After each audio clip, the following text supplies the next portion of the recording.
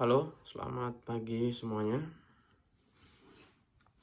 Di hari Minggu yang ceria ini kita akan bedah buku nih, The Flip Side ya. Lepas dari belenggu, perilaku yang menghambat kesuksesan. Oke ya.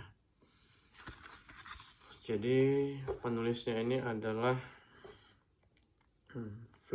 Flippen. Ini penulisnya.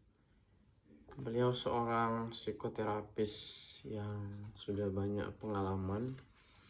17.000 pasien telah dilayani oleh beliau.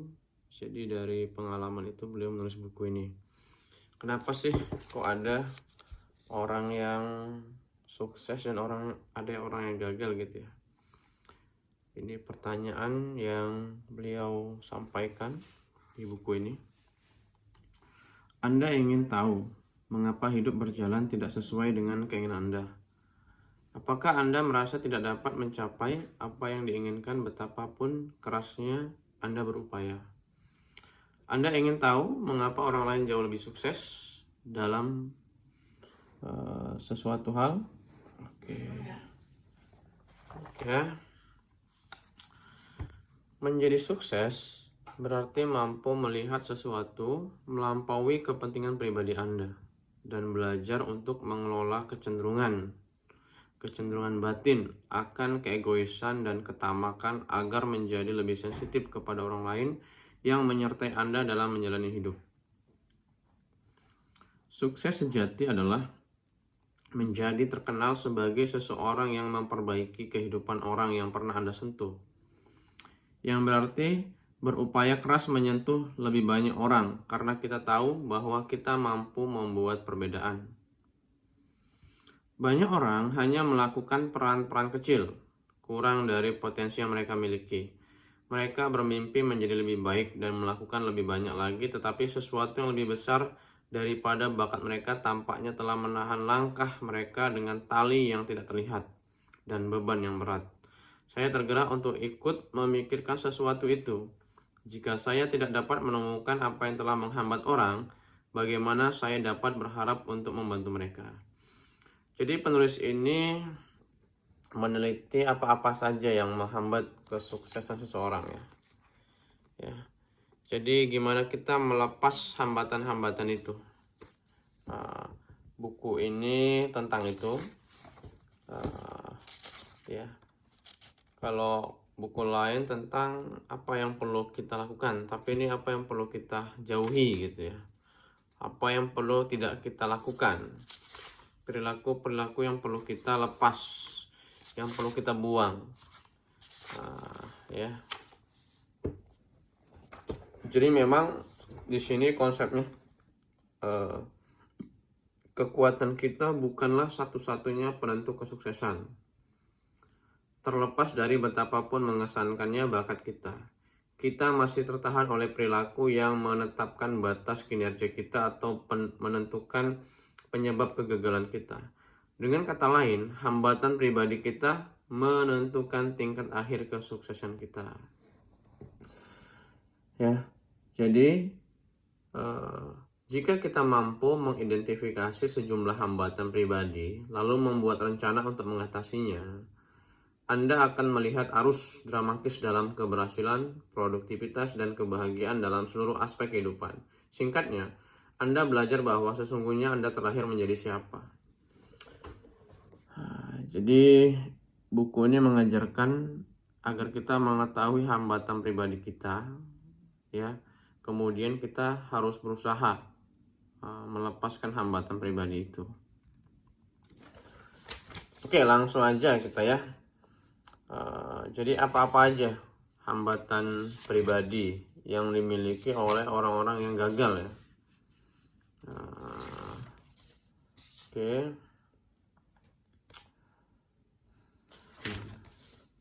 Ini sebelum masuk ini banyak beliau membicarakan konsep-konsep hukum-hukum hambatan pribadi ya.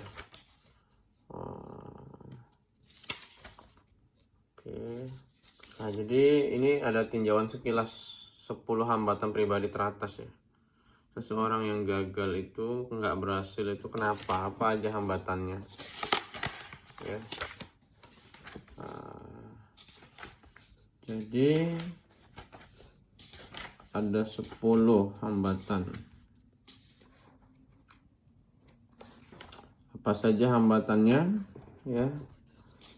Yang pertama itu hambatan pembunuh nomor 1. Seseorang yang gagal itu adalah nomor 1. Beliau sampaikan di buku ini adalah terlalu percaya diri. Nah, jadi terlalu percaya diri ya. Terlalu percaya diri. Kita rangkum dulu ya, apa-apa aja hambatan yang disampaikan oleh dalam buku ini. Pertama, terlalu percaya diri ya. Terlalu percaya diri. Nah, jadi rasa percaya diri yang terlalu besar juga nggak boleh ya. Kepedean juga nggak boleh. Ini dia. Oke. Yang nomor 2 adalah ini rasa percaya diri yang terlalu rendah. Jadi rendah rasa percaya diri kita juga nggak boleh ya. Nggak pede juga nggak boleh. Gimana kita berusaha di tengah-tengah. Ini dia percaya diri yang rendah. Ini disampaikan juga pertanyaan-pertanyaan. Jika berbuat checklist ya. Ini untuk kita melihat kita apakah kita orang yang tidak percaya diri. Jika berbuat salah atau mengecewakan orang, saya sulit untuk melangkah maju. Masih banyak sekali orang yang lebih berbakat daripada saya. Pendapat orang tentang saya sangat penting. Saya ini pemalu dan sukar didekati. Sulit bagi saya untuk menemui orang baru. Saya mudah mengalah kepada pribadi-pribadi yang kuat. Jika ada orang yang memuji saya merasa tidak enak jika hanya berkata terima kasih. Jadi saya cenderung membelokkan topik. Jika dihadapkan pada situasi baru, saya tidak yakin bagaimana memulai bertindak tanpa bantuan dan petunjuk seseorang. Banyak ya. Banyak ini sangat-sangat betul sekali ya, saya temui di banyak siswa, banyak orang ya, tentang kepercayaan diri. Jadi kepedean juga nggak boleh. Kemudian yang rendah sekali percaya dirinya juga nggak boleh. Apalagi tidak pede ya. Hambatan pembunuh yang ketiga adalah terlalu mengayomi. Mengayomi. Ya. Oke, terlalu mengayomi. Mungkin memanjakan ya. Terlalu mengayomi.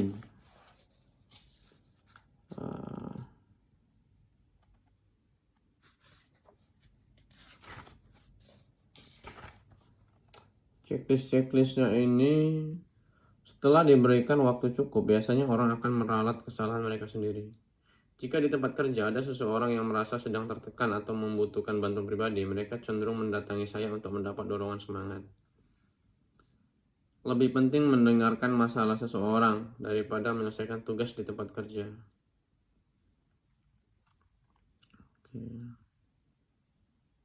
Saya sulit sekali mengatakan tidak kepada orang. Secara rutin, saya mendapati diri terlalu berkomitmen untuk beragam tanggung jawab. Enggak bisa mengatakan tidak ya. Nah, ini terlalu mengayomi orang ya.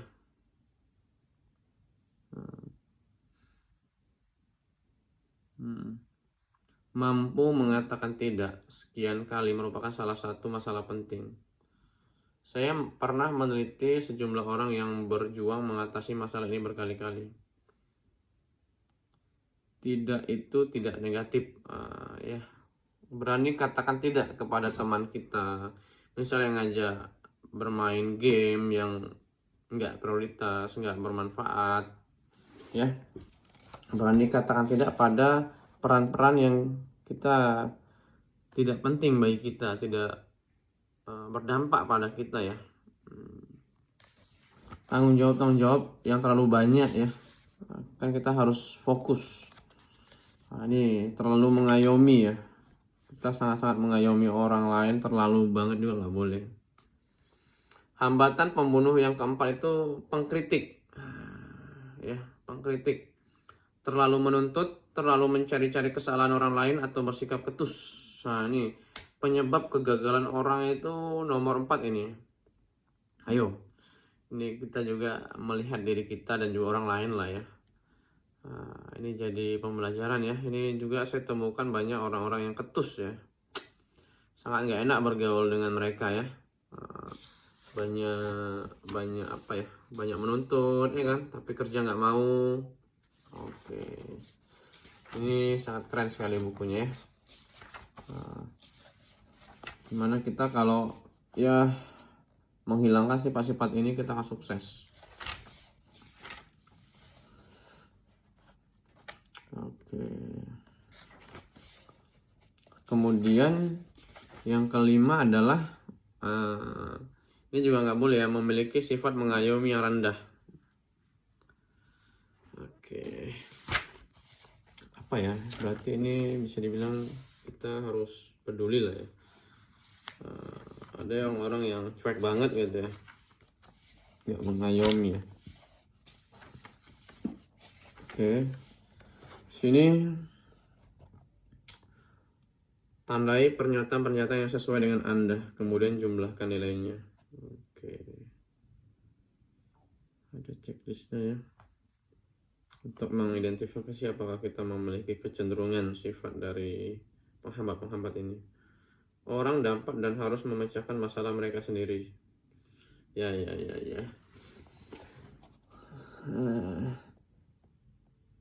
Kita terlalu melepaskan orang lain untuk mandiri ya. Tapi kita perlu juga lah untuk mengawasi, untuk kasih panduan gitu ya. Jadi tidak mengayomi. Umumnya saya menyaring telepon yang masuk, dan jika cukup penting saya dapat balas menelpon kemudian. Orang lain akan mengatakan bahwa saya bukan orang yang bersikap hangat. Saya tidak memuji orang sesering yang dilakukan orang lain. Saya lebih menutup diri ketika berada di sekitar orang lain yang membuat saya tidak nyaman. Oke. Cuek ya, terlalu cuek. Nah, ini nggak boleh juga terlalu cuek. Itu ya, saya juga punya ya. Untung saya baca buku ini, gimana saya perlu berubah. Yang keenam adalah di sini flatliner ya. Gairah, visi atau motivasi yang rendah. Yang boleh kita miliki. Hambatan yang keenam itu, ayo, apakah kita tidak bergairah, ya, tidak punya visi yang besar, rendah sekali visinya. Nomor 7, terlalu dominan. Ini terlalu dominan juga nggak boleh. Saya pikir orang lain juga tidak suka ya kalau kita dominan banget.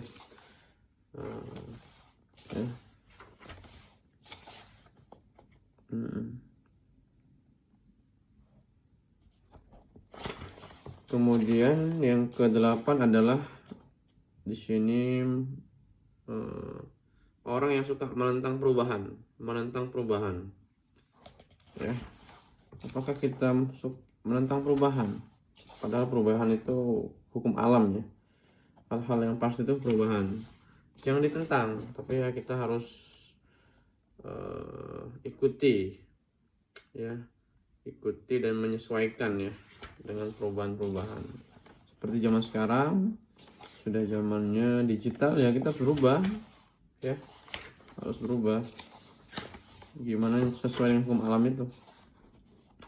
Nomor 9, agresif atau pemarah. Ini orang-orang yang pemarah, agresif, ini tidak disukai orang ya.